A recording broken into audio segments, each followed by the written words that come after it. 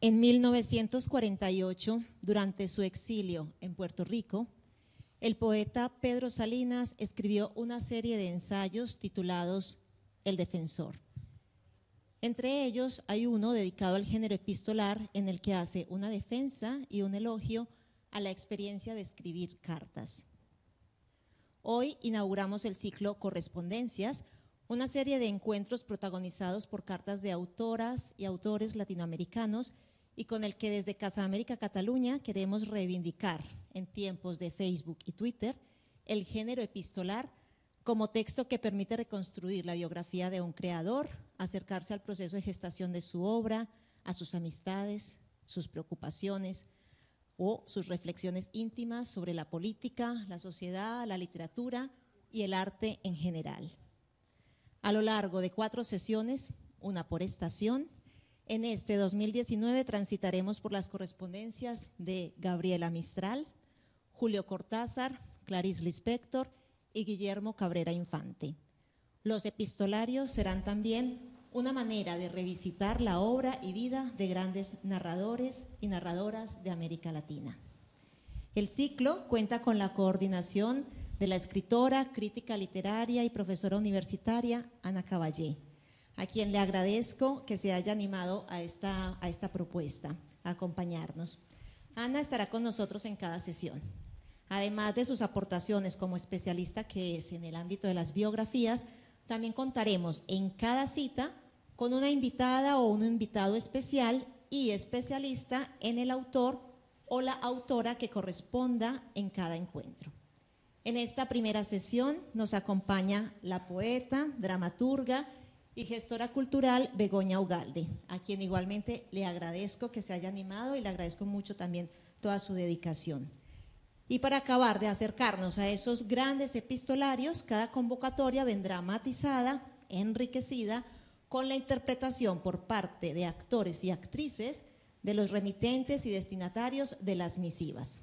Es así como hoy nos acompañan las actrices Mireya Roy y Lorena Carrizo. Muchas gracias también, chicas, por estar con nosotros. Y ellas darán voz a Gabriela Mistral y a Doris Dana. Correspondencia será, como las cartas mismas, una especie de diálogo y presencias, o como dice Salinas, una relación de entenderse sin oírse, un mirarse sin presencias. Muchas gracias por estar aquí. Quedan cordialmente invitados a la próxima sesión del 1 de julio, que nos ocuparemos del epistolario entre Julio Cortázar y Eduardo Jonqueres. Y os quería proponer una especie, no es propiamente un juego, pero bueno, una cosa, un guiño para este ciclo, aprovechando el tema de los sellos, y es que al finalizar la sesión voy a sellar con en esta ocasión de Gabriela Mistral, que le gustaban tanto las plantas, con una flor, un sello de una flor. Sellaré a la salida la asistencia y en noviembre quien tenga los 4 sellos tendrá una sorpresa, ¿vale? No será... No será un crédito universitario, no será una calificación.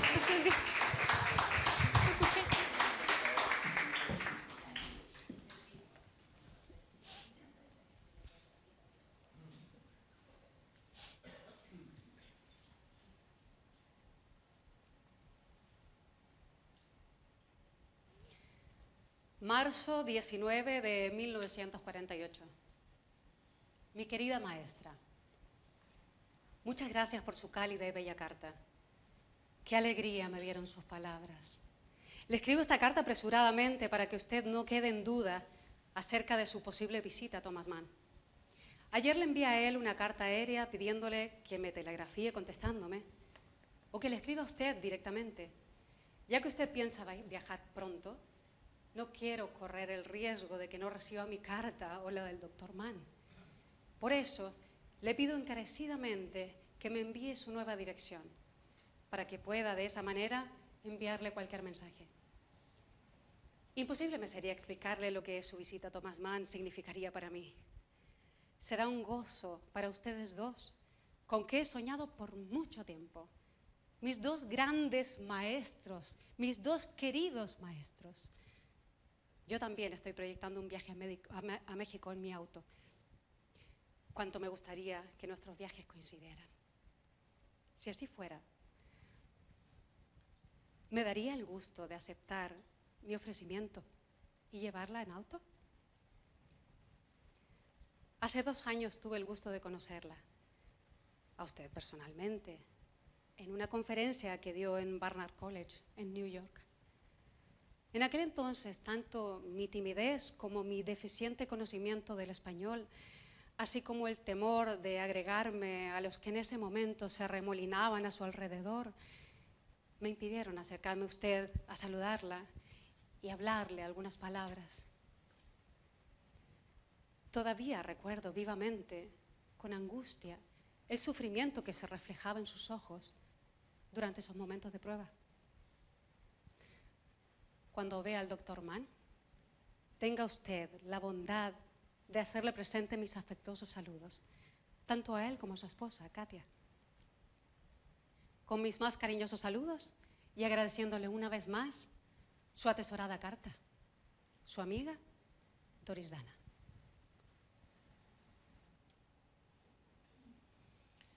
6 de abril de 1948. Cara Doris Dana. Sí, por gracia suya yo tendré la dicha de ver el rostro de Tomás Mann y de saludar a su compañera. Le debo mucho a usted, querida.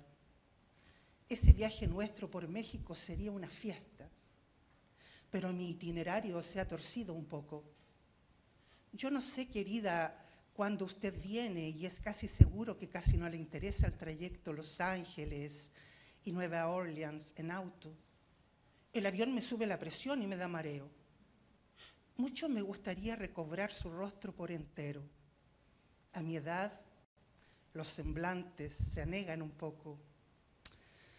Que nos encontremos, pues, a donde ello sea dable. El efecto y la gratitud de su vieja amiga, Gabriela Mistral.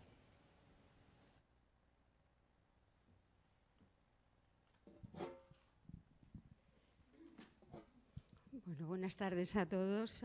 Muchísimas gracias por estar aquí y acompañarnos en ese experimento del cual la única responsable es Cristina Osorno y nosotras vamos a hacer lo que podamos para que el acto fluya en esa, digamos, alternancia entre nuestra conversación y los pasajes que hemos seleccionado de la correspondencia entre Gabriela Mistral y Doris Dana. Ustedes no se imaginan la dificultad que ha sido seleccionar algunos pasajes, una selección que ha hecho la querida Begoña Ugalde, que me acompaña en esa conversación o conversatorio, como se diría en Latinoamérica, y porque realmente es una correspondencia densísima, muy interesante, y donde son tantos los pasajes en los que Gabriela Mistral muy particularmente expresa sus sentimientos que es difícil la selección. Pero bueno, yo quería empezar enmarcando un poco ese ciclo dedicado a las correspondencias y me gustaría felicitar a la Casa América Cataluña por esa felicísima idea de dedicar un ciclo a las correspondencias, porque me parece un tema interesantísimo, sobre todo si tenemos en cuenta que nosotros somos, no importa la edad de ustedes y la nuestra, somos la última generación que ha escrito y recibido cartas. Es decir, que eso ya, en fin, es un tipo de comunicación en trance de desaparición. No pasa nada, no es nada apocalíptico, vienen otros, la gente sigue escribiendo y sigue comunicándose, pero efectivamente la forma epistolar tal como la conocíamos está en vías de desaparición. Y me ha gustado mucho la elección que hacía Cristina Osorno de ese pasaje de Pedro Salinas, del Defensor, del año 35, porque durante muchos años en la cultura española, cuando queríamos teorizar sobre las correspondencias, teníamos que acudir a esos pasajes de Pedro Salinas defendiendo las correspondencias, ¿no? no teníamos prácticamente nada.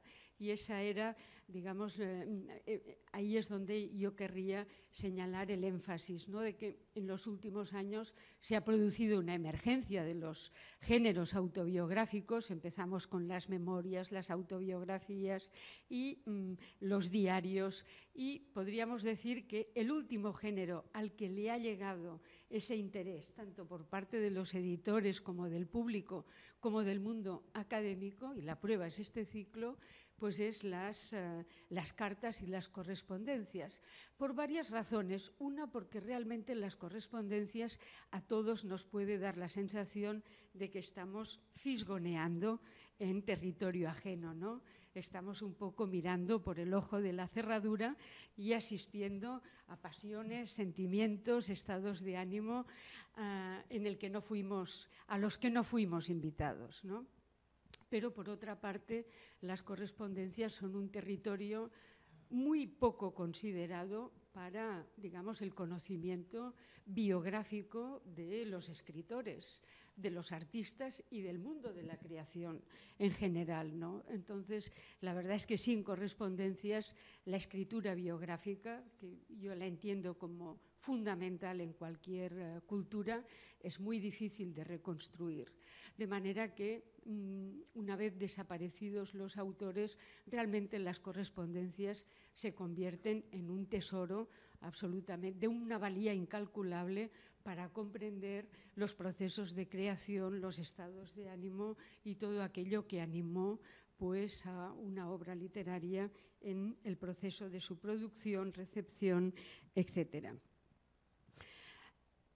Y una última observación desde el punto de vista teórico, habrá más, pero en esta primera cala, y es que los diarios y las cartas tienen muchos elementos en común.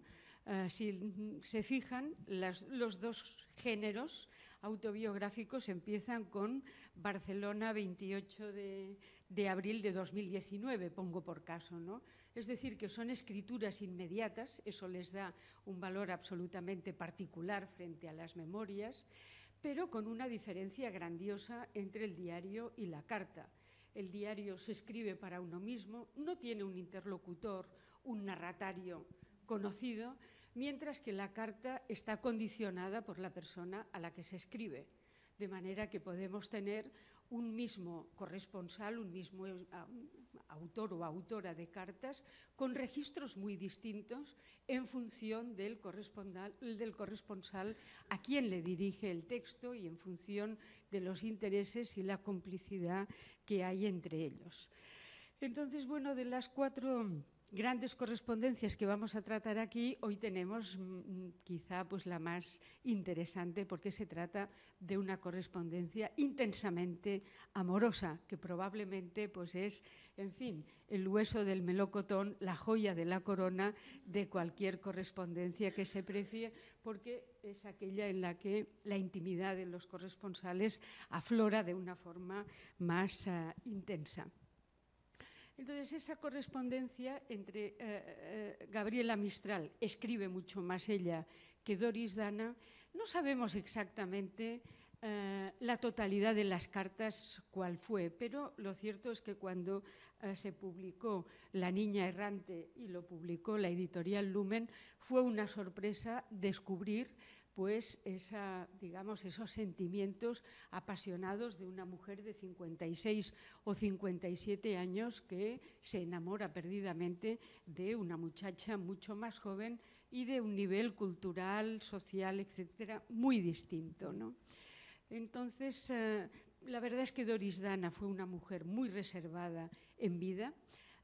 Gabriela Mistral le legó todo su legado literario. Y cuando murió Doris Dana, fue precisamente su sobrina Doris Atkinson la que finalmente legó, vendió, no sabemos exactamente, el legado de Gabriela Mistral al archivo del escritor de la Biblioteca Nacional de Chile, del cual surge esa correspondencia editada por el responsable de la Biblioteca Nacional de Chile. Y quería hacer una última observación, y es que a mí me gustaría, y entiendo que a Begoña también, en este caso, que los comentarios que hagamos sean también comentarios sobre la pertinencia digamos, el acierto en la edición de las correspondencias. No es nada fácil editar una correspondencia, porque son muchas las cuestiones que hay que resolver en la medida en que hablamos de textos que cuando se escribieron no estaban pensados para la publicación. Entonces, de ahí que cada sesión del ciclo se basa en un libro, porque analizaremos también la pertinencia, como digo, y el acierto de las sucesivas ediciones que vamos a tratar, ¿no? Entonces, Begoña, cuando quieras tienes la palabra para hacernos una presentación de esa correspondencia. ¿Se escucha, no? Sí. Sí, bueno, en primer lugar, agradecer también la instancia y celebrar el hecho de querer profundizar en este género, digamos, que es verdad que así como la autobiografía se ha demorado en ganarse un lugar como género, claro, el de las correspondencias ya es como, se ha demorado más aún. Decir que, por ejemplo, encontrar este libro es difícil y es importante preguntarse por qué, porque es un libro precioso y muy valioso, sin embargo, tenerlo en Chile no se ha vuelto a reeditar y aquí tampoco. Y creo que ese hecho tiene que ver con la pregunta que planteaba Ana, que es si es correcto o no, no solo leer, sino editar esta correspondencia.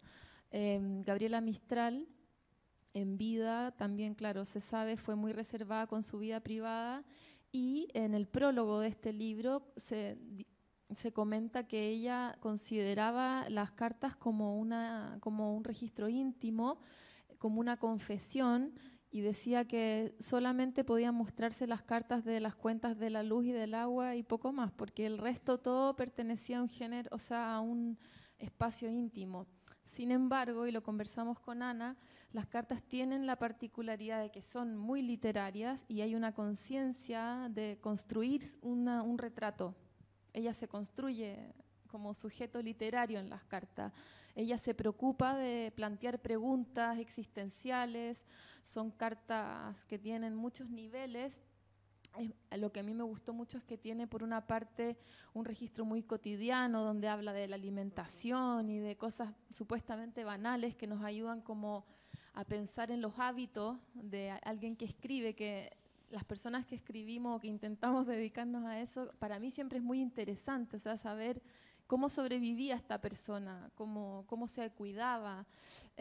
La correspondencia gira mucho en torno al tema del cuerpo, son temas que vamos a ir hablando, porque se instala desde el comienzo el hecho de que ambas estaban enfermas, como tenían problemas de salud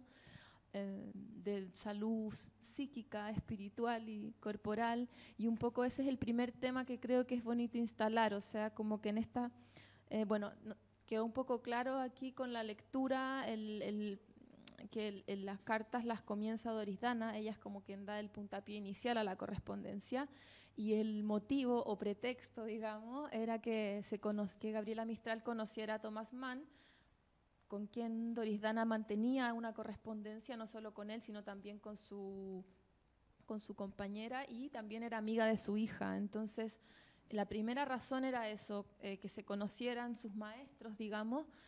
Ella vivía en ese momento en Nueva York y Gabriela Mistral en Santa Bárbara, en California, y eso también es un tema importante, como los distintos estilos o modos de vida que tenían. Y eso conversábamos con Ana, que es bonito instalar esta temática de que ya desde las primeras cartas se ve como una hibridación en el sistema de creencias de Gabriela Mistral, porque como comentaba antes, ella se instala como una sujeto, y esa es una sujeto que tiene como una triple marginalidad, digamos. Por una parte es mujer, es lesbiana y además es india, es indígena. Y ella lo dice, y ella habla de esa cosmogonía. Entonces, claro, en estas primeras cartas se puede ver su interés por la numerología, es muy esotérica, tiene conocimientos de hinduismo, de budismo, al mismo tiempo de cristianismo, y hace referencia, no sé, le aconseja constantemente a Doris Dana que en el fondo se meta en esos temas también para como trabajar sus dolencias, ¿no? Y sí me parece también bonito destacar que ella consideraba que tenían un vínculo de otra vida. O sea, ella estaba convencida desde el comienzo casi que con Doris Dana tenían un vínculo de otras vidas, que se conocían desde otras vidas, lo cual instala también un sujeto que siente su cuerpo como un vehículo, ¿no? Como un ser que va viajando por el tiempo y que de pronto le tocó encarnar en ese cuerpo, pero como también una idea del amor que trasciende el cuerpo, ¿no? Que también es algo que es bonito de constatar y que después es interesante porque, y con esto cierro esta primera reflexión, hay una relación también con Doris Dana como de pedirle un poco que sea su secretaria, de necesitarla en ese sentido también, como de eso, porque al final pareciera ser que Gabriela Mistral se siente un poco ya descorporeizada en esta fase de su vida, y es el rol que ella toma como hablante poética en el poema de Chile, que es el poema que está escribiendo a lo largo de esta correspondencia, porque mientras se mandan esta correspondencia, Gabriela Mistral está trabajando en ni más ni menos que en el poema de Chile, un poemario que Doris Dana organizó y le ayudó a editar, porque como vivieron en tantos lados era un desastre, ya me imagino yo lo que habrá sido eso. Y estaba trabajando también en Lagar, que es un texto donde también está esta visión así como panorámica de la realidad. Muy bien. Bueno, yo voy a ser menos espiritual que la querida Begoña.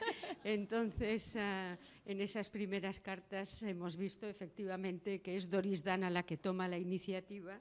Estamos hablando del año 48, Doris Dana tiene 26 años, Gabriela Mistral tiene 57 y efectivamente es ella la que toma la iniciativa, y a lo largo de la correspondencia podemos observar cómo Doris Dana seduce a Gabriela Mistral y, perdónenme, ahora voy a ser un poco malvada, en cuanto enamora a Gabriela Mistral y la tiene en el bolsillo, digamos que a partir de ese momento será Gabriela Mistral la que estará constantemente solicitando a Doris Dana una actitud más amorosa de la que tiene. Es decir, que Gabriela Mistral vivirá el amor y el desamor, y en cambio, es decir, que Doris Dana parece casi una seductora profesional que una vez ha seducido y tiene en el bolsillo a Gabriela Mistral, a partir de aquí empiezan los problemas.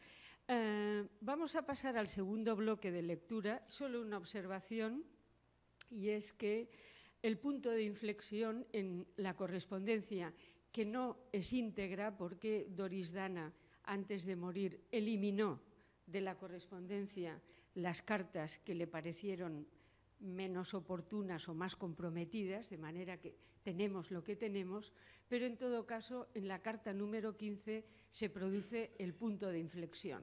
Hasta la carta número 15 estamos, estimada Doris Dana, querida maestra, en fin, todo muy respetuoso. En la carta número 15 ahora veremos que la cosa cambia por completo. Aquí ha pasado algo, no sabemos qué, pero queda bastante claro.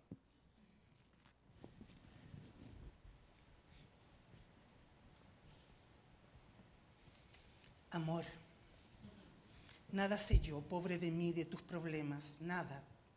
Y nunca sabré nada. Creo que es tu orgullo lo que te hace callar. Pero resulta, Doris mía, que yo debo sufrir la humillación de esta ignorancia y de otras. Y no es justo esto. Y es feo además. Y necio, y estéril. Y a la larga esto va a envenenar nuestra vida. Piensa tú en el problema. Si no sales de eso, yo me iré llagando en silencio. Y tu amor no debe darme llagas como las otras. Él nació para ser mi alegría.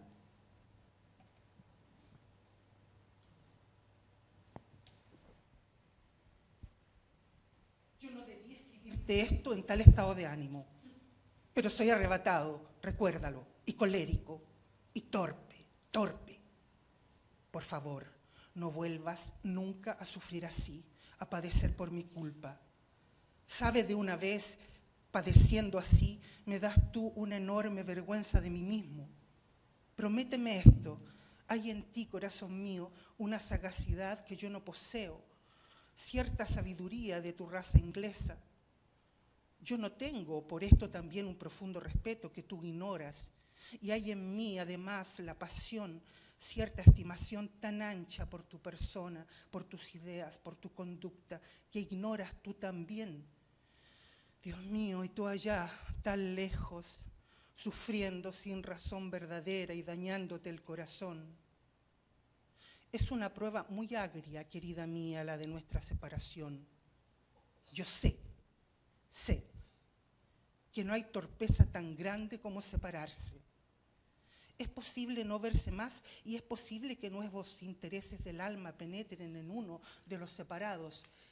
Eso es lo que en nuestro caso puede pasar contigo, conmigo no, te lo aseguro, Doris Dana. Una sola carta tuya he tenido yo, una, pero es tan hermosa, tan lindamente escrita, que hace 3 o 4 días la llevo conmigo y no la romperé sin haber copiado las frases de ella que más me han confortado, removido. Cada vez que la saco de mi bolsillo, la beso, como si se tratase de un documento de vida o muerte. Y es que me aferro a esa lectura por creer, por tener fe y por esperar. Pero falta, Dios mío, tanto tiempo para que tú vuelvas, si es que vuelves. Escríbeme según te lo rogué. Cada 3 días, 10 líneas en una tarjeta. No te pido más, pero no me niegues esto. O que me escriba tu hermana. Es tremendo no saber nada. Tu Gabriela.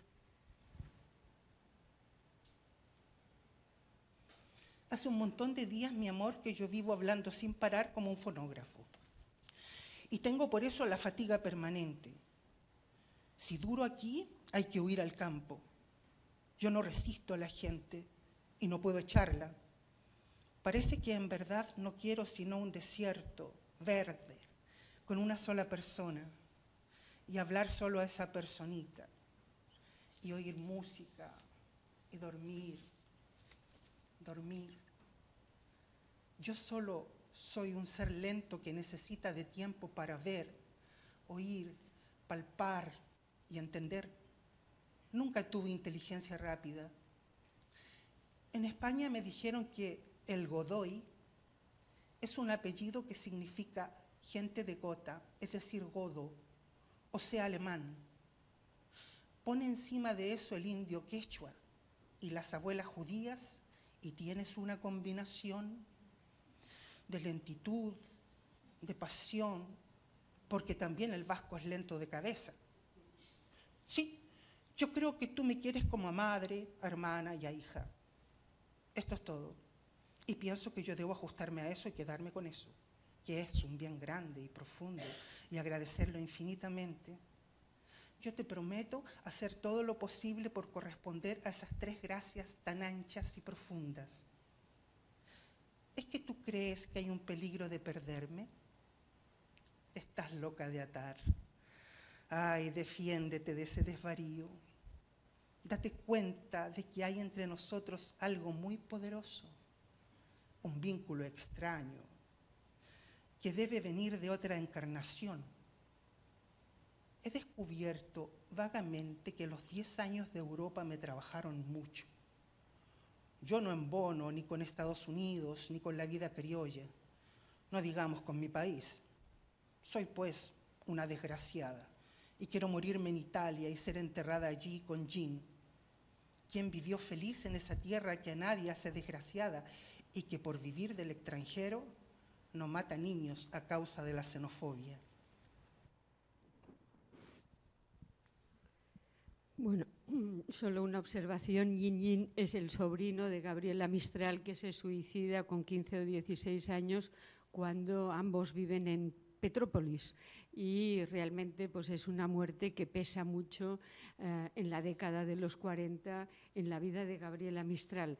Recordemos que ella ha obtenido el Premio Nobel de Literatura en 1945, de manera que la joven Doris Dana, que es una mujer, una joven que procede de buena familia, de buena posición, venida menos, bastante desestructurada, pero en todo caso se siente seducida por una mujer que en aquel momento está en lo, como diría la novela picaresca, en lo más alto de su buena fortuna, ¿no?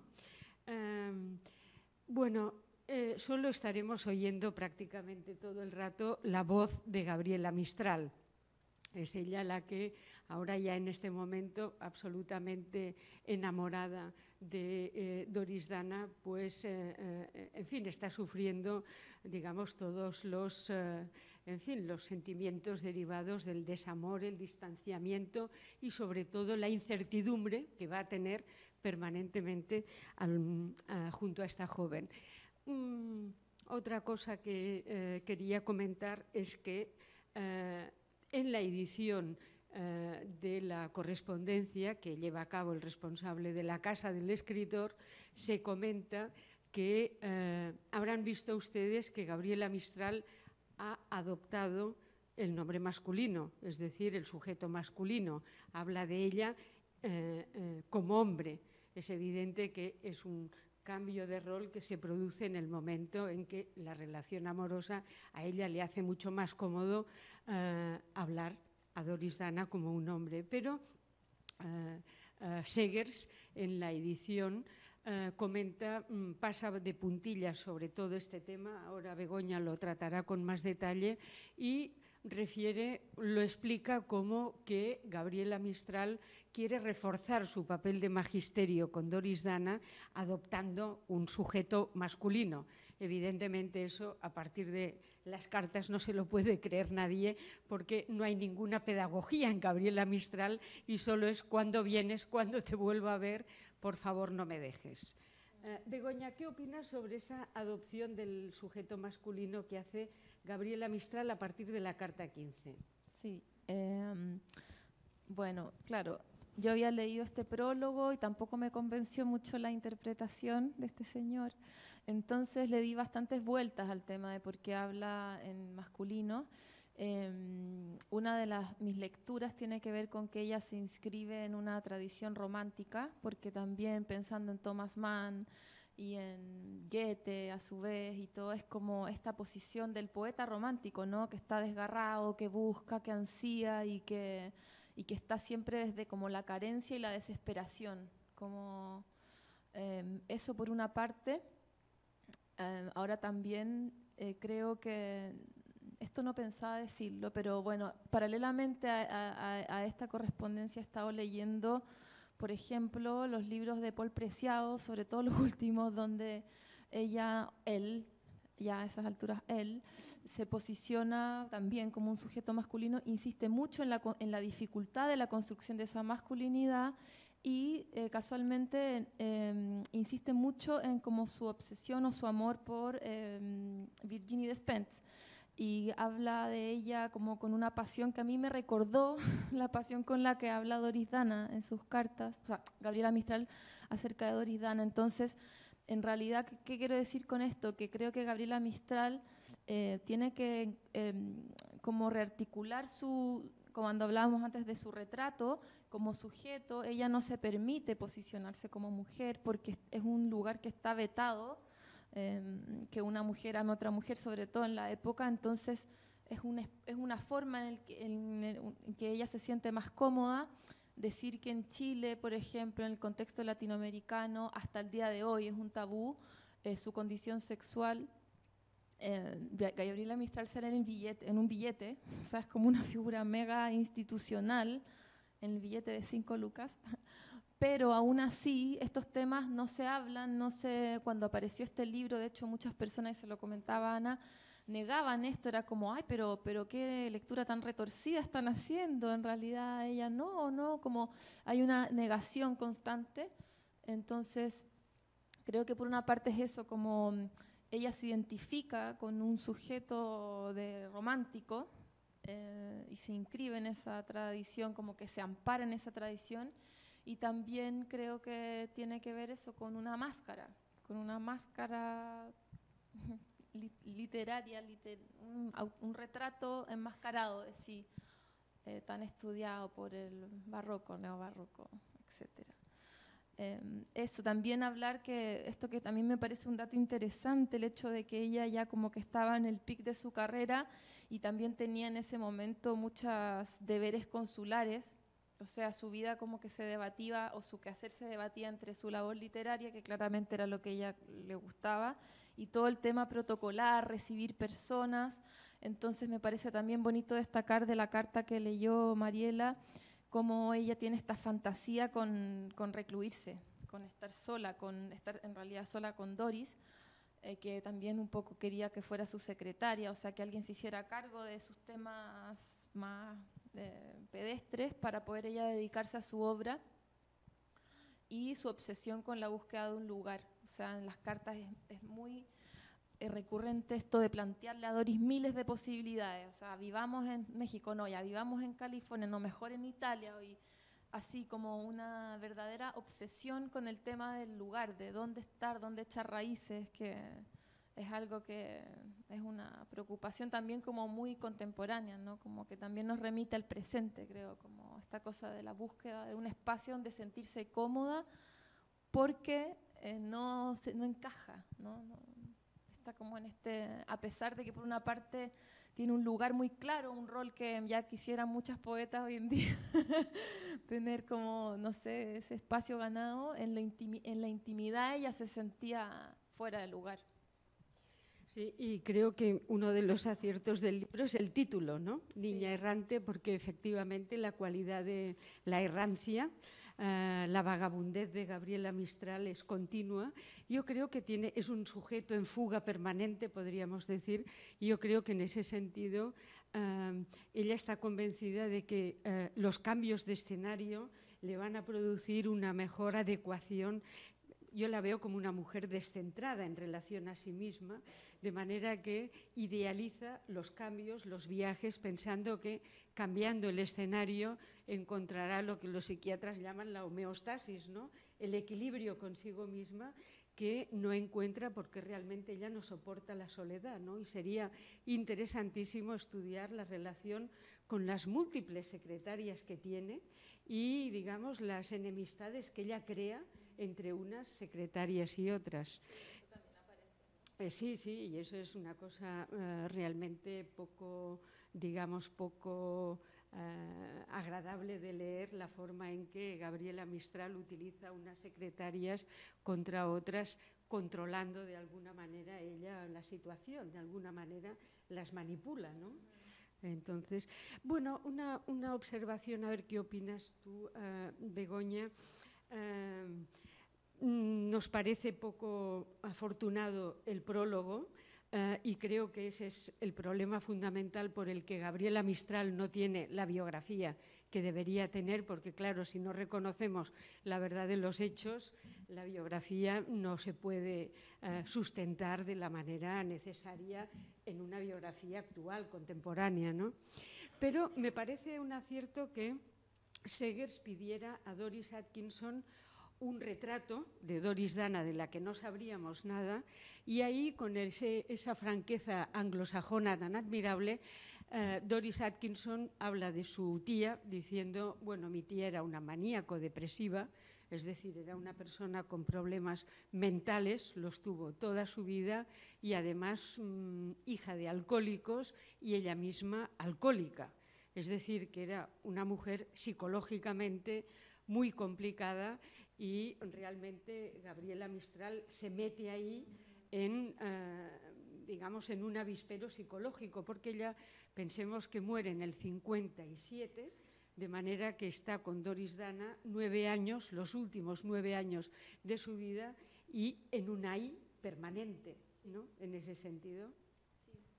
Sí, bueno, yo en cuanto al título, que es Niña errante, Pareciera ser que cuando en las cartas la niña errante pareciera ser Dorisdana, porque es la niña ausente, la que se va, y claro, efectivamente cuando uno lee en el epílogo el retrato que hace de su sobrina, ella comenta que incluso dentro de su familia era la niña errante porque su madre se peleó con ella cuando era pequeña, o sea, como que Dorisdana rompió sus relaciones afectivas casi con todo el mundo, pero claramente el niño errante también le corresponde a Gabriela mencionar que también aparece en las cartas que ella se autodenomina una noctámbula, que ella como que vaga desde que dejó el Valle del Elqui, que lo dejó a los 14 años, porque después fue profesora rural, o sea, profesora, primero rural, luego se fue a las ciudades, y esta arista de su vida, de que se dedicó mucho tiempo a la pedagogía, creo que es algo muy importante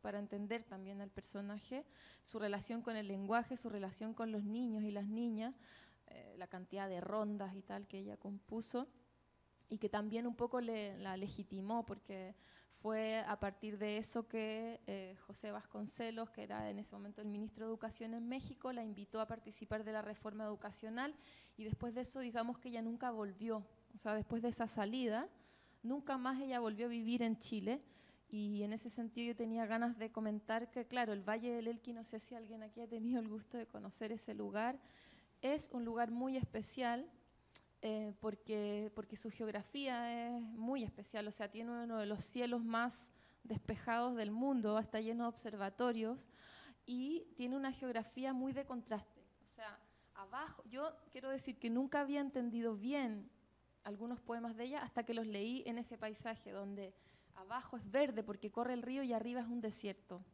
Y en el día hace calor y en la noche hace mucho frío. Entonces está esta cosa como de los contrastes, ¿no? Y de los extremos y de los excesos, como que yo creo que ese paisaje configura el paisaje interior de Gabriela Mistral y se siente huérfana de tierra también por eso. Entonces, al final, que bueno, vamos a dar paso un poco a esa... Ella incluso habla de esta como delirio de la tierra, esta necesidad de la tierra, y creo que esta necesidad de la tierra... O sea, esta como obsesión con Dorisdana tiene que ver con esa proyección. Y aquí como que me transformo en una falsa psicóloga. No, pero como que ella creo que juntó las dos fantasías, ¿no? Como que en ella estaba el lugar, en ella estaba la tierra, cuando, claro, después viendo el epílogo uno dice, no, o sea, Dorisdana también estaba en este como no lugar, salvo que ella, claro, le gustaba mucho Nueva York y se sentía muy cómoda en su ciudad. Y nunca la abandonó del todo, digamos, no. Nueva York. De hecho, Gabriela Mistral muere en Nueva York y en casa de Dorisdana. Vamos con el tercer bloque de las cartas, donde nos vamos a enfrentar con, digamos, un problema que sorprende en una mujer que es cónsul, que viaja por todo el mundo, que acaba de obtener el Premio Nobel de Literatura y la bajísima autoestima que tiene, ¿no? Es decir, la forma en que se presenta ante Dorisdana.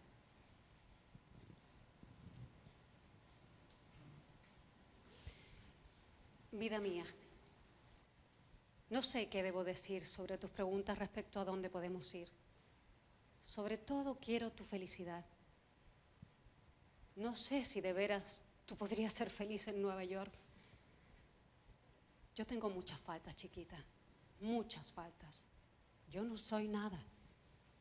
Soy un ser pobre para ti, pero a pesar de esto no tengo maldad. Y tal vez tú puedes vivir conmigo una vida más alegre, más segura, con más confianza. Pero busca bien dentro de ti misma. Tú no eres a los Estados Unidos y tú no tienes la lengua. Y ahora yo sé bien qué horror de sufrimiento es vivir sin lengua. Queda en México, queda con tu lengua, al menos hasta que yo regreso. Pero te ruego, no va a Guatemala ni a Puerto Rico. Tengo miedo de Guatemala y de Puerto Rico para ti. El calor, el viaje demasiado fuerte para ti. Pero sobre todo, tengo miedo para ti de otras cosas. Cosas en el aire, cosas políticas, chismosas, espirituales. no puedo explicar esto. Quizá esta sensación no tiene base. Yo por mí misma me gustaría mucho irme a Guatemala. Tengo siempre en mi alma y en mi cabeza los mayas, pero tengo miedo fuerte para ti. Es irracional, pero tengo fe fuerte en estas cosas irracionales. Siempre mis decisiones, mis resoluciones en la vida han tenido raíces de intuición y no de la cabeza práctica, racional, intelectual. Chiquita, no quiero decir ahorita lo que pienso para mí. Quiero hablar solamente de las cosas mejores para ti. Por eso, piensa bien y busca en tu alma. Donde tú vas a ser feliz, yo voy a ser feliz. Yo puedo adaptarme con tu apoyo moral y espiritual aún en países de xenofobia. Duerme bien. Duerme bien. Te quiero. Tú eres mi esperanza. Mañana voy a leer otra vez tus cartas y voy a contestar las cosas que no he contestado hoy. Cuídate para nosotros. Tu amor mío. Tu hijita que te quiere. Para siempre. Postdata. Me da mucha pena que a causa de la falta de la lengua no puede expresar a usted lo que yo quiero decir.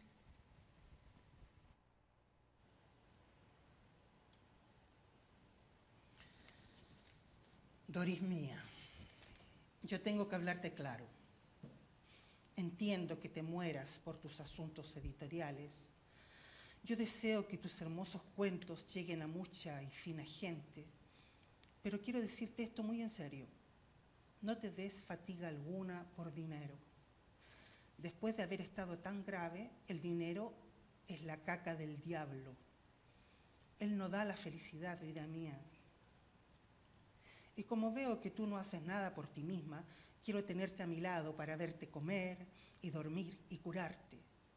No quiero seguir viviendo en esta angustia por ti y tampoco sentir esta caída de mis propias fuerzas. Lo primero es salvar tu salud, y de eso nadie se preocupa. La fiebre persistente es un síntoma grave. ¿Oyes? ¿Oyes a tu pobrecita? Y tu flaqueza corporal ya era extrema. Me espanta saber que estás en los huesitos. Por favor, no te fatigues por razón alguna. Queda en la cama hasta que te sientas con fuerzas. Pero asegúrate una buena superalimentación. Te lo repito, come chocolate y pasas, huevos y mantequilla en abundancia y leche y jugo de naranja y de manzanas. Yo tengo la mayor inquietud por ti y en ti por mí.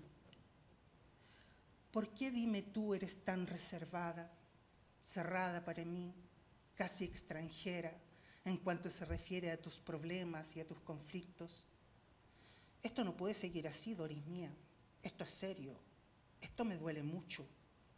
No podemos resolver nuestra vida sino a base de una confianza fraternal, total.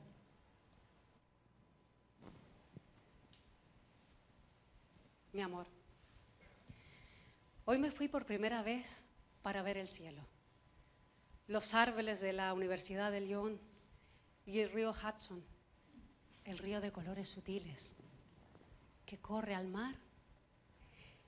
Y encuentro la primavera, las hojas chiquitas, tan infantiles, tan tiernas, tan verdes, que me tocan. Me conmueven estas cosas tan frágiles. Y todo el cielo hermoso y limpio y lleno de esperanzas bonitas me habló de ti. Es mejor que una canción en la sangre. Siempre tú estás conmigo. Es como una oración sin fin. Digo, una oración nueva, limpia del mundo. Yo veo una flor y recuerdo de unas flores que tú me has dado, sin palabras, en nuestro coche. en San Juan de Cocomatepec y veo el cielo, recuerdo millones de cielos sobre la cabeza más querida del mundo. Y pienso, este mismo cielo toca la cabeza de mi querida y yo mando a ti un beso, un toque tierno y apasionado por las nubes que pasan, que tal vez van a verte pronto. Y tengo celos de estas nubes que pasan y que van a verte antes que yo. Yo me pongo en el viento y en la lluvia tierna, para que estos vientos y lluvia puedan abrazarte y besarte para mí. Bueno, perdón, porque yo me he confundido de bloque y hemos escuchado aquí sobre todo la voz de Doris Dana, ¿verdad? Bueno, y una carta de Gabriela quejándose de lo de siempre, de la incertidumbre, el desamor y de la falta, digamos, de concreción que vemos en las cartas de Doris Dana, muy poéticas, pero nunca concretando cosas que realmente le interesan a Gabriela Mistral. Una carta es como, digamos, plantea los problemas de edición que también tiene un diario, y es que el contexto está fuera del texto. En unas memorias, en una biografía, el contexto se incluye en el texto y, por tanto, no necesitamos de nada más. Pero en un diario, en una correspondencia, necesitamos de un contexto, sobre todo si la complicidad entre los corresponsales es muy alta. A más complicidad, digamos, menor es el nivel de comprensión para un lector ajeno a la historia que comparten, ¿no? Entonces, uno de los problemas para mí que plantea la edición de esta correspondencia es el hecho de no disponer de una cronología que te permita, pues, ubicarte en cada momento donde están dos mujeres que están cambiando de lugar continuamente: Nueva York, California, Santa Bárbara, México, muchos lugares de México, Nápoles, vuelven a Nueva York, en fin, los viajes son continuos. Entonces se requeriría una buena cronología que al lector le permitiera comprender en cada momento cuál es la situación de las autoras de las cartas, ¿no?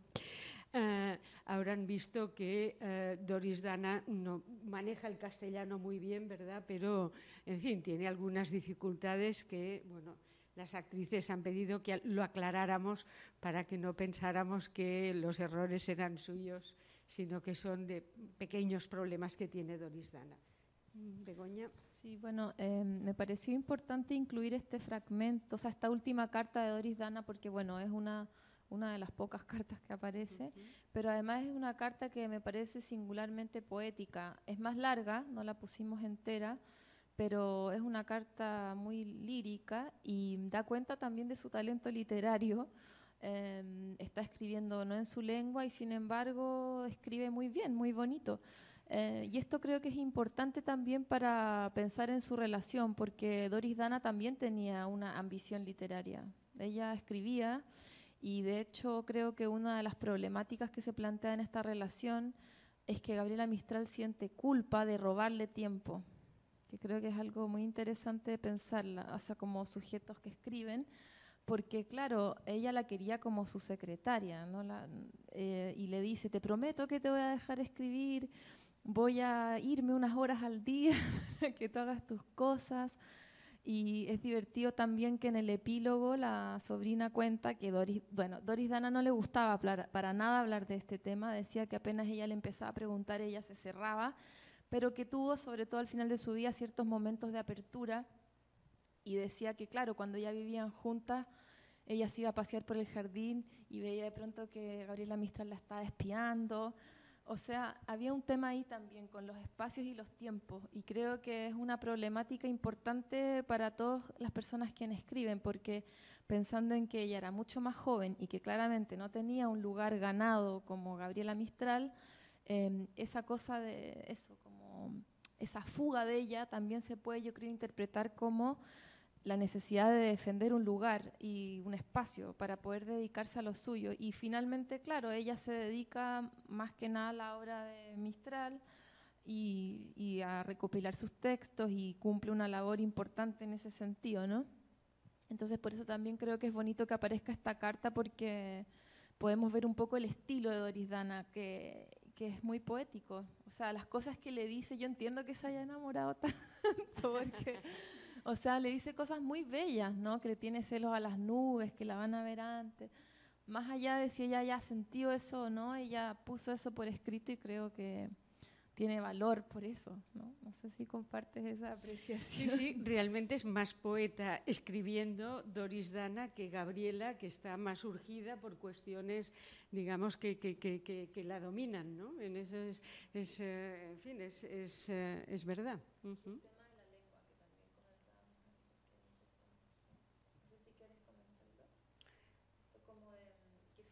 Está esta como barrera lingüística, o sea, como que elegir un lugar en el mundo también era elegir un lugar donde, como su lengua, o sea, Doris Dana se sentía cómoda con el inglés, Gabriela Mistral no, y viceversa. Estaba ese tema también de decidir estar en un lugar donde ambas se sintieran cómodas con el lenguaje, la lengua que se hablara. Bueno, es que Gabriela Mistral no habla inglés, entonces realmente esa sensación de extranjería que tiene en realidad también está motivada porque necesita siempre de alguien que haga de intermediaria entre una sociedad que habla una lengua que ella no comparte, ¿no? Y parece como banal, pero en realidad si lo pensamos en los tiempos pre-traductor de Google, ¿no? Como contestar estas cartas en una lengua que no es la tuya, era un trabajo, o sea, y viceversa. Claro. Sí, como, sí. No sé, esta barrera era muy real, entonces creo que es bonito que si estamos hablando de correspondencia, pensemos en eso también, que es distinto escribir un email que uno puede más o menos traducirlo así con una aplicación, a un tiempo en que todo era más trabajoso, ¿no? Bueno, como he dicho antes, yo soy menos espiritual que Begoña, entonces una de las cosas que me han sorprendido mucho de esta correspondencia y de otros textos autobiográficos o supuestamente autobiográficos de Gabriela Mistral, como la edición que hizo Jaime Quesada supuestamente de un diario que Gabriela Mistral no llevó, pero del que se toman pasajes autobiográficos para montar un diario que es apócrifo porque ella nunca escribió con esa voluntad. Pero en todo caso me sorprendió en aquel supuesto diario y ahora en las cartas, digamos, la incapacidad de Gabriela Mistral para manejarse en la vida diaria. Es decir, Gabriela Mistral necesitaba ayuda para todo. La casa se le hacía un mundo, le caía encima, necesitaba una secretaria para la correspondencia, para pasar a máquina. Su única afición, digamos que ella la conserva y tiene una reflexión muy interesante, no en esa correspondencia, sino en unas páginas de diario que editó Carmen Conde, es lo que ella llama la necesidad de tener una afición lateral, que para ella es la jardinería. Ama la jardinería y entonces dice que realmente todos deberíamos tener frente a nuestra principal vocación, la vocación A, una afición B que de alguna manera nos distrajera de las angustias y las inquietudes que nos proporciona la vocación A. Fuera de la jardinería, la verdad es que Gabriela Mistral necesitaba mucha ayuda y la necesitó hasta el final, ¿no? Sí, yo en ese sentido no puedo evitar la tentación de leerles un pequeño fragmento donde ella dice: solo lo vegetal es hermoso en América. En el fondo dice: yo soy más por dentro una india que una mestiza, yo soy envejeciendo una asiática. Y luego plantea la pregunta: ¿cómo es posible que una raza comprenda a la otra? Pero bueno, esta parte, no solo lo vegetal es hermoso en América, es una frase muy fuerte, también creo un poco arrebatada, porque pero claro, da cuenta como de esta desencaje con los humanos, ¿no? Y de sentirse cómoda en ese mundo vegetal que, no sé... creo que es un eje importante también del epistolario, y está lo que comentaba antes, la urgencia por la tierra. Al final ella habla mucho de que quiere tener un huerto, insiste en eso, finalmente tienen este espacio y pareciera que ella encuentra sosiego, ¿no? En estar en contacto con la tierra. Bueno, vamos con el último bloque y verán ustedes que hay un tema dominante en este último bloque, que es la necesidad que tiene Gabriela Mistral de verdad de la otra persona, ¿no? En ese caso de Doris Dana, de saber exactamente a qué atenerse, cosa que no le ocurre casi nunca.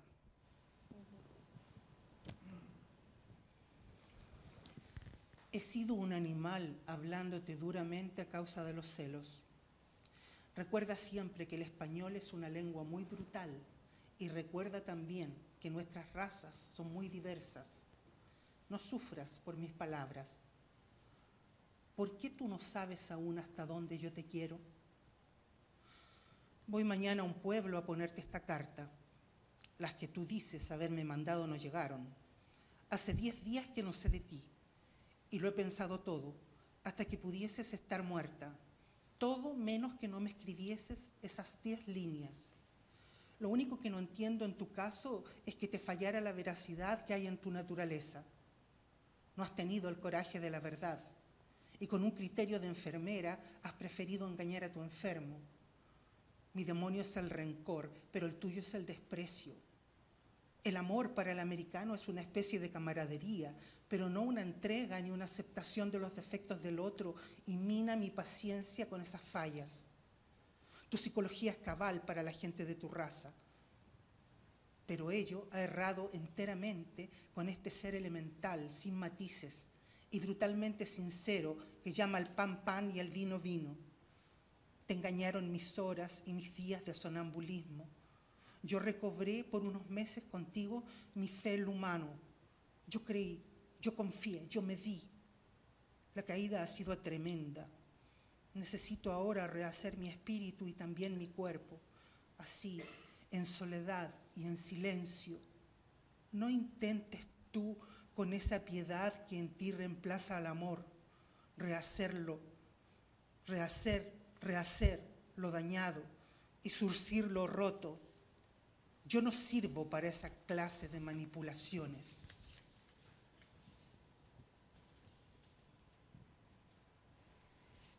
Me da mucha pena, Noticias. Ten paciencia y perdona. También quería esto. No abandonar la tierra, te ruego. Yo no debo tirar mi trabajo en este momento. Me haría mucho daño. Espérame en México. Tiene que salir bien. Doris. Chiquita mía, he estado fojeando la libreta. Ella seguirá siendo asunto de nosotras dos, pero yo tengo que encargarte algo. No saques grandes cantidades hasta que yo salga de este asunto, que es hallar para nosotras una casita en el campo. Yo la necesito de verdad. Yo detesto las ciudades. Como tú la quieres, tú dispondrás de la casita que yo halle, lo mismo que de la tuya.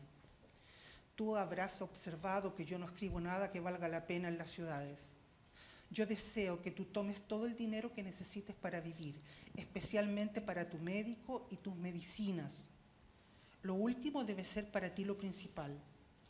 Es por esto que yo quiero vivir en el campo más que en la ciudad. Te encargo que tú veles porque yo tenga siempre en caja el dinero para la sepultación en tu país. Yo no quiero cargarte a ti con este gasto grande. Pagadas tus deudas, se podrá tener una cifra intocable para mi entierro. Yo estaré tranquila acerca de este asunto feo y fatal. Quiero que compres libros y que leas constantemente. Observa que cuando yo no leo, no escribo. Esta cosa es mala. Acepta estos consejos y pedidos. Compréndelos, hijita mía. Un beso, Gabriela.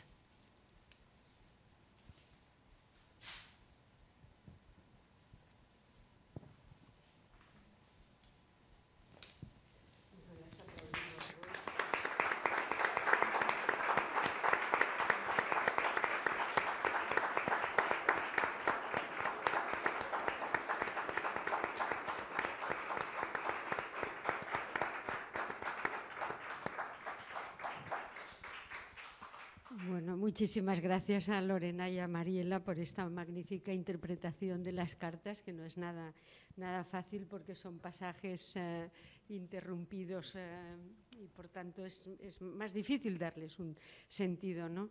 Bueno, comentábamos que hemos ido avanzando en el epistolario y realmente, o sea, Doris puede escribir cartas bellísimas, pero al mismo tiempo rodea la relación de una incertidumbre permanente que en los últimos años a Gabriela Mistral le hace la vida bueno, muy difícil, ¿no? Y cargada de angustia. Pero no sé, es una idea, pero quizá si yo tuviera que titular esa correspondencia, la titularía ¿Dónde vivir? Porque es una pregunta que se plantean continuamente, ¿no? ¿Dónde vivir? O sea, es increíble que una mujer de 60 y tantos años esté constantemente dispuesta a rehacer su vida en cualquier lugar del mundo, siempre que vaya con Doris, que se convierte en su último referente vital, ¿no? Y luego, no sé qué opinará Begoña, un aspecto que no hemos comentado, claro, las relaciones de amor también son relaciones de poder, como no, ¿no? El amor y el poder van muy unidos, hay una relación de poder entre ambas. Yo creo que la adopción del rol masculino por parte de Gabriela tiene que ver con esa adopción de un rol masculino de poder frente a la niñita desvalida que después demuestra no serlo. Pero lo que quiero decir es que constantemente a lo largo del epistolario hay referencias al dinero que Gabriela Mistral envía continuamente a Doris Dana, que a pesar de tener una buena posición parece que está necesitando dinero continuamente, ¿no? Es decir, que hay aquí también, digamos, para los lectores percibimos una experiencia de desvalimiento por parte de Gabriela Mistral en los últimos años que se condice muy poco con la figura pública que ella alcanzó, ¿no? Es curioso cómo la vida pública y la vida privada pueden estar absolutamente disociadas, ¿no? Sí, a mí también me llamó mucho la atención este tema de que era como, claro, por una parte pareciera que la confrontaba y en Chile decimos la retaba, la reprendía por su conducta, pero seguía ofreciéndole dinero. O sea, y claro, es verdad que a mí eso me escandalizó mucho, fue lo que más me escandalizó por lejos. No, porque claro, en realidad es fuerte. No, pero yo no sé por qué me han puesto esa... También soy muy terrenal y banal. Mis amigos aquí pueden corroborar. No, pero claro, o sea, porque claro, es una arista que claro, que es un tabú también, ¿no? Este tema de las relaciones de poder. Ahora a mí también me pasó que no pude dejar de ver el contexto histórico, es decir, el tema de las guerras. En Europa estaban las guerras, estaba esa amenaza y el miedo. O sea, pareciera ser que esta insistencia de Gabriela Mistral por el dinero también tiene que ver con un miedo a la carencia, que puede ser por una parte por el tema de la guerra, pero también por su infancia. Ella creció en un lugar muy pobre, o sea, muy rico en un sentido, porque no lo digo románticamente, o sea, en realidad es un lugar maravilloso, pero otra dimensión, o sea, y efectivamente, o sea, yo tuve la suerte de estar en la casa museo de Gabriela Mistral en Vicuña, y claro, era, no sé, uno dice, era profesor en una escuela, pero toda la escuela era una sala que debe ser más pequeña que esto, o sea, era un contexto donde creo que ella tal vez nunca se acostumbró a tener ese nivel de poder económico y por ende también como que era algo que la desbordaba, la rebasaba y claro, y también el tema de Yin Yin, que aquí también parece ser como pero una de las partes como extrañas de su biografía es que hay gente que también decía que fue su hijo y que por el tabú de que era madre soltera y tal, lo hicieron pasar como un sobrino, pero era su descendencia, porque ella, más allá de si haya sido o no su hijo biológico, era el ser que era su heredero, y este chico se suicida. Entonces también hay una ¿no? Un desencaje en ese sentido de ¿a quién le dejo yo todo esto? ¿Qué hago con todo esto que tengo? ¿No? Que me parece que es una pregunta bonita, que cruza, o sea, desde una perspectiva, como para suavizar un poco, o sea, al menos yo lo vi así también. Es perverso porque todo el rato le está como chantajeando, pero también creo que es como es una obsesión y una pregunta que ella también se hacía, o sea, ¿qué hago con esto que tengo, con este patrimonio? Sí, pero por otra parte, la impresión que obtenemos como lectores es que en Doris Dana hay una cierta utilización del personaje de Gabriela Mistral. La quiere utilizar para poder presentar sus propios cuentos, publicarlos, etcétera, por la cuestión económica, en fin, por muchas razones, por la necesidad de madre que tiene Doris, etcétera. O sea, parece como que se sube al tren de la fama con Gabriela Mistral, pero en cambio no está dispuesta a darle a Gabriela Mistral la serenidad, la paz, la verdad, vamos a decirlo así. Es decir, la impresión que yo tengo es que Doris Dana no ama a Gabriela Mistral. Pero, bueno, sí. bueno. ¿Qué es el amor? Sí, bueno, claro. Ahora, por otro lado, ¿qué quería decir yo? Bueno, murió junto a ella y le organizó los poemas, cosa no menor. Pero sí, sin duda, cuando uno lee las cartas, es como que son 200 cartas de ella y 5 de Dorita. Es como un poco, es poco. Pero también se ve que ella no entregó todas las cartas porque Gabriela Mistral sí hace referencia a cartas que no aparecen. Entonces hay trampita ahí también. Muy bien, muchísimas. ¿Cómo? ¿Perdón? ¿Qué? No, que le dio un calambre a...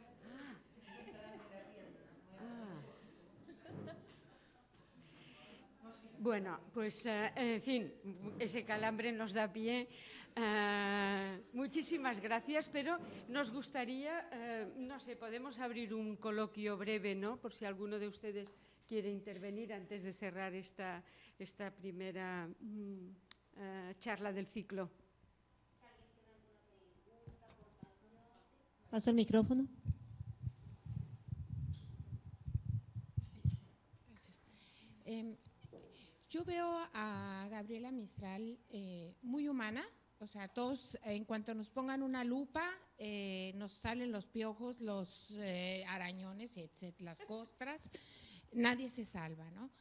Me gusta lo de la cuestión epistolar justamente por eso, porque los humaniza, los baja del Olimpo y por otro lado, popularmente podemos decir, todos podemos ser escritores, no necesitamos ser dioses para escribir.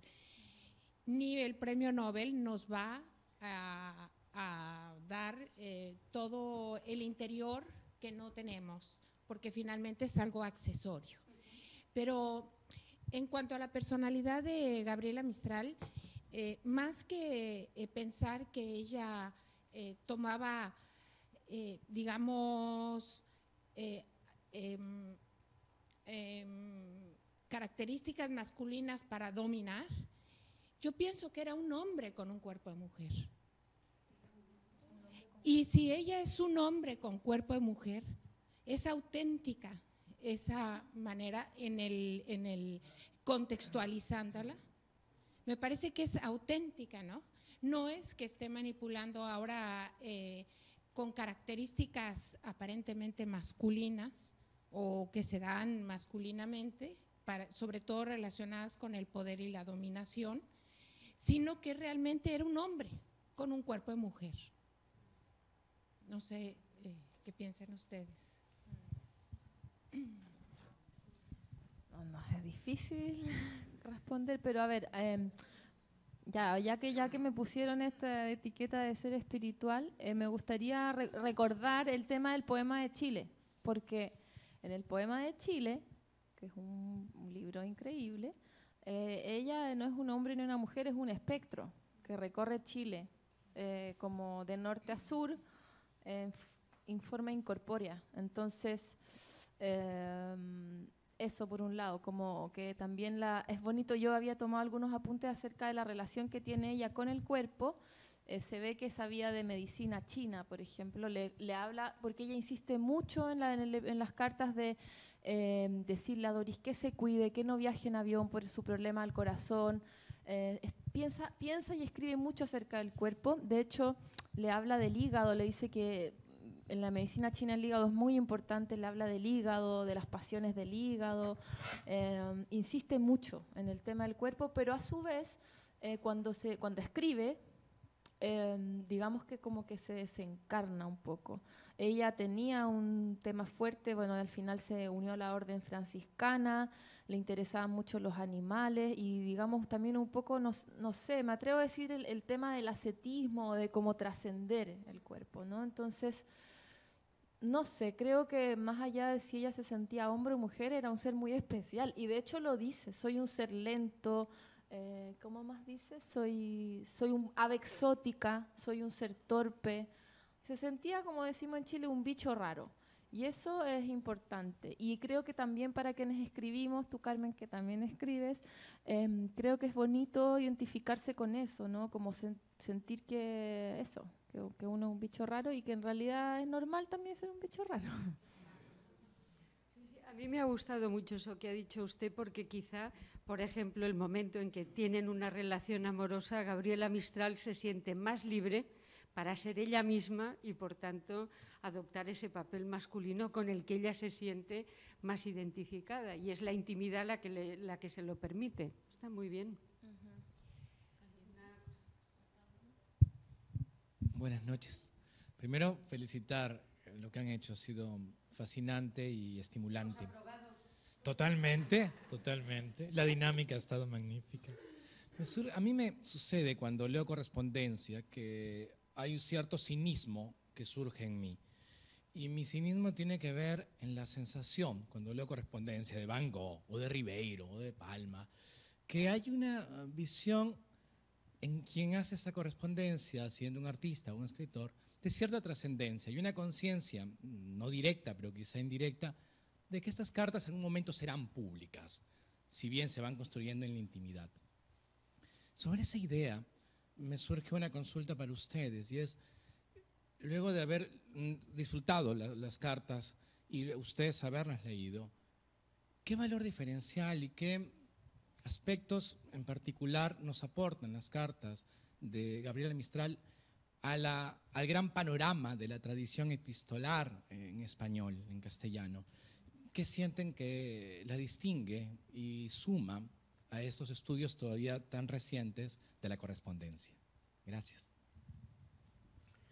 A mí me parece que esa correspondencia es fundamental para una biografía de Gabriela Mistral que no tenemos porque nadie ha sido capaz de reunir las diferentes piezas que se han ido publicando.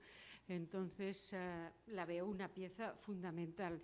Dicho esto, a mí la correspondencia de Gabriela Mistral me hace pensar mucho en la dicotomía entre los seres que somos hacia afuera, hacia los demás, o el éxito que puedes tener en la vida pública y lo desvalido, lo huérfano que te puedes sentir en tu vida privada.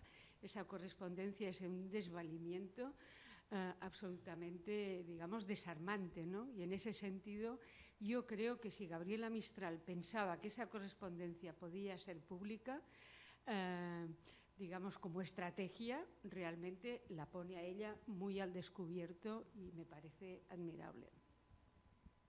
Sí, a mí, bueno, en ese sentido, y volviendo a la polémica si era hombre o mujer, en primer lugar me parece importante que sea la correspondencia entre dos mujeres, digámoslo, o sea, porque da cuenta también de cómo era ser escritora en ese momento, que por más Nobel que se haya ganado, era una condición diferente a ser escritor, por una parte, o sea, en ese sentido tiene un valor histórico, desde la perspectiva como del estudio de género y tal, creo que para mí fue muy interesante desde esa perspectiva.